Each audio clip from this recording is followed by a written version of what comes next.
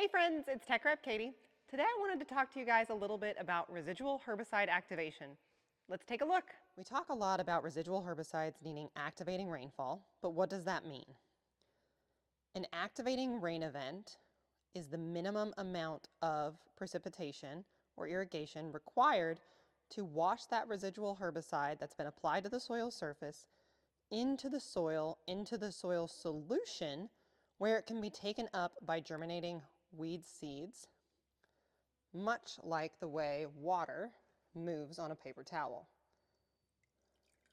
So we have our black line, which is our simulated residual herbicide, and then we have a rainfall event that comes through and washes that into the soil.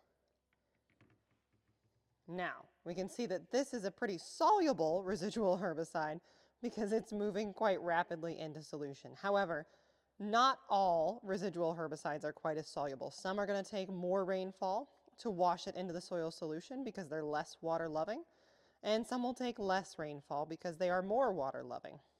Some herbicides don't have any residual, and that's because they bind so tightly to the soil that they can't be removed by water.